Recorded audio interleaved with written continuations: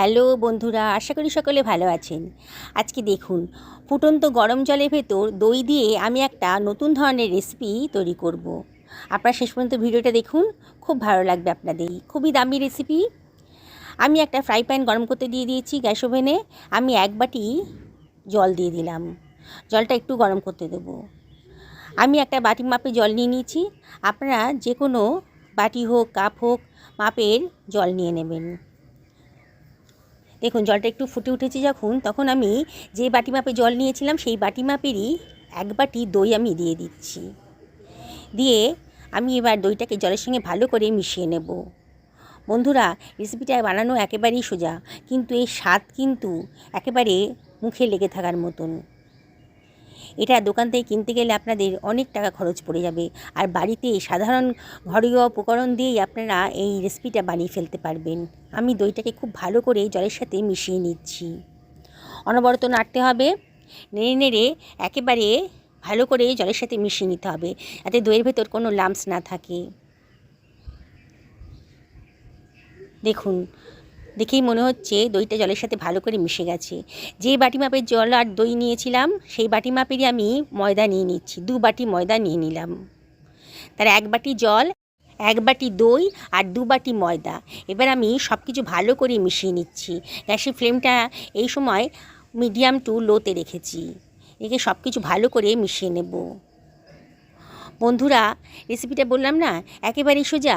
বিগিনার্সরাও একবার দেখলে পারে এই দারুণ স্বাদের রেসিপিটা তৈরি করে ফেলতে পারবেন। আমি আজকে যে রেসিপিটা বানাবো সেটা আপনারা যদি কোনো ট্রেনে ট্রাভেল করতে যান তাহলে কিন্তু এটা বানিয়ে নিয়ে যেতে পারেন। এটা 2-3 দিন খুব ভালোভাবে থাকবে, নষ্ট হবে না আর কি। আমরা যখন ট্রেনে বাসে ট্রাভেল করতে যাই দূরে কোথাও, তখন আমাদের খুব চিন্তা হয় খাবার নিয়ে, কী খাবার নিয়ে যাবো সেটা পচে না যায়। কিন্তু আপনারা যদি এটা বানিয়ে নিয়ে যান তাহলে কিন্তু কোনো অসুবিধাই নেই। দেখুন, আমি কিন্তু খুব ভালো করে এটা মিশিয়ে নিয়েছি। ভালো করে মেশানো হয়ে গেছে। এবার গ্যাসের ফ্লেমটা অফ করে আমি একটা পাত্রের ভেতর এটা দিয়ে দিচ্ছি। খুব গরম আছে। আমি একটা স্প্যাচুলার সাহায্যে আমি এটাকে দিয়ে দিচ্ছি, একটা পাত্রের ভেতর রেখে দিচ্ছি। এটা বানাতে মিনিট 10-এর বেশি টাইম লাগবে না। এবার আমি স্প্যাচুলাটা দিয়ে একটু ঠান্ডা করে নিচ্ছি। খুব গরম আছে, এখন হাত দিতে পারবো না, একটু ঠান্ডা করে নেব। দেখুন, এবার অনেকটা ঠান্ডা হয়ে গেছে, এই হাত দিয়ে ধরতে পারছি এরকম।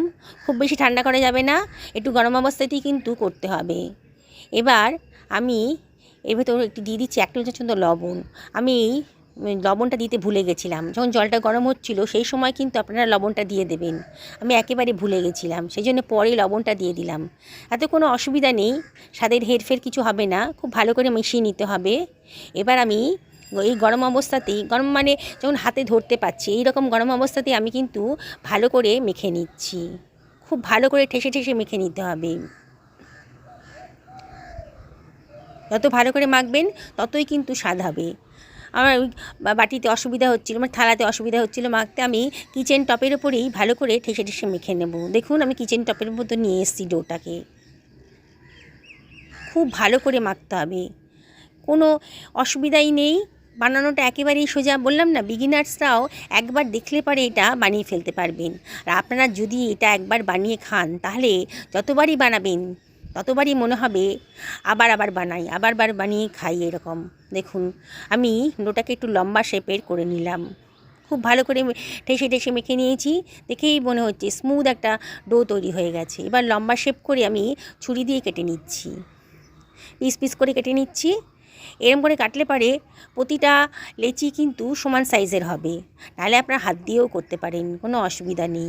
এবার আমি ছোট ছোট করে লেচিগুলোকে গোল গোল করে পাকিয়ে নিচ্ছি, তাহলে আমার বেলতে সুবিধা হবে। দেখুন, সবগুলোকে আমি একটা পাত্রের ভেতর নিয়ে নিলাম। এবার কিচেন টপের ওপরই অল্প অল্প ময়দা দিয়ে আমি বেলে নেব। অল্প একটু ময়দা দিয়ে দিচ্ছি, দিয়ে হালকা হাতে এগুলোকে বেলে নিচ্ছি। খুব বেশি বড়ও করব না, আর খুব বেশি ছোটও হবে না।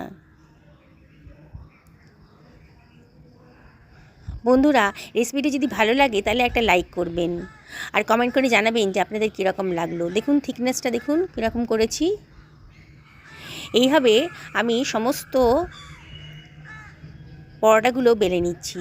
রুটি হোক পরোটা হোক, একটা থালার ভেতর একটুখানি ময়দা ছড়িয়ে দিলাম, দিয়ে আমি রুটিগুলো এইভাবে রেখে দেবো, তাহলে একটার সঙ্গে একটা লাগবে না। বাকি রুটিগুলো আমি একইভাবে বেলে নিচ্ছি। একবার খেয়ে স্বাদটা দেখুন, বললাম না একবার যদি বানিয়ে খান তাহলে কিন্তু আর অন্য কোনো পরোটার স্বাদ আপনাদের ভালো লাগবে না, বারে বারে এইটাই বানাবেন। আবারও অল্প অল্প ময়দা দিয়ে আমি এগুলোকে বেলে নিচ্ছি। নতুন বন্ধুদেরকে রিকোয়েস্ট করবো আমার চ্যানেলটা সাবস্ক্রাইব করার জন্যে, পাশে থাকা বেল আইকনটা অবশ্যই ক্লিক করে দেবেন, তাহলে আমার রান্নার নোটিফিকেশানটা আপনার চটজলদি পেয়ে যাবেন।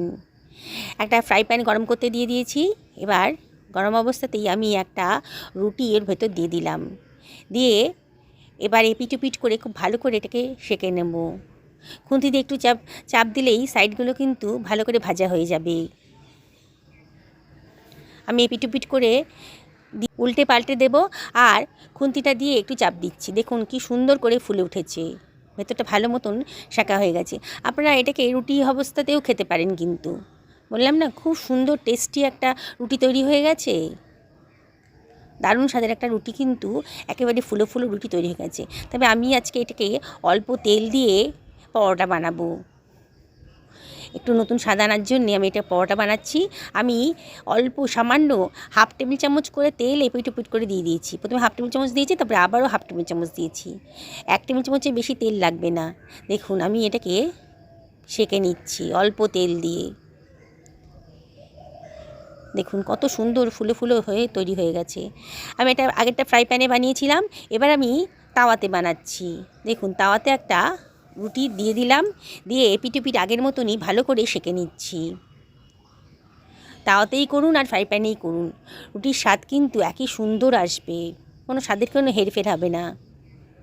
তবে যাদের কাছে ফ্রাই প্যান নেই তারা তাওয়াতেও বানাতে পারেন। দেখুন কীভাবে ফুলো ফুলো হয়ে উঠেছে। আবারও হাফ টেবিল চামচ তেল দিয়ে দিলাম, দিয়ে আবারও ওলট পালট করে আবারও হাফ টেবিল চামচ মতো তেল দিয়ে দেব। বানানোটা কত সোজা দেখেছেন তো। 10 মিনিটের মধ্যে কিন্তু আপনি 20-25টা রুটি তৈরি করে ফেলতে পারেন। ইচ্ছে করলে পরোটাও তৈরি করে ফেলতে পারেন। দেখুন কত সুন্দর দেখতে হয়েছে। আমার ভাজা হয়ে গেছে, এবার আমি এগুলোকে সার্ভ করে দিচ্ছি। পুরনো বন্ধুদেরকে অনেক ধন্যবাদ, তাদের সাপোর্টের জন্য আজকে এত দূর আসতে পেরেছি। তাই আপনাদেরকে রিকোয়েস্ট করব, আপনাদের যে রেসিপিটা ভালো লাগে তাহলে লাইক করবেন, অবশ্যই কমেন্ট করে জানাবেন যে আপনাদের কীরকম লাগলো। এটা খাওয়ার জন্য কোনো তরকারি দরকার হবে না, এত সুন্দর টেস্টি নিজেই পরোটাটা, যে তরকারি দরকার হবে না। তবে আমি একটু সেজওয়ান সস নিয়ে নিয়েছি, এটা আমার হোমমেড সস, বাড়িতেই বানিয়েছিলাম। আমি দেখাচ্ছি আপনাদের যে পরোটাটা কতটা নরম তুলতুলে হয়েছে। দেখুন একটা মুঠোর মধ্যেই ঢুকে গেছে, দেখেই মনে হচ্ছে না যে কতটা নরম তুলতুলে হয়েছে। কি বানাতে ইচ্ছে করছে তো। আর বিশেষ করে যখন ট্র্যাভেল করবেন তখন যদি এই ধরনের পরোটা কিংবা রুটি বানিয়ে নিয়ে যান, 2-3 দিন কিন্তু অনায়াসেই খেতে পারবেন। সকালে ভালো থাকুন, এই কামনা করি ভিডিওটা শেষ করলাম।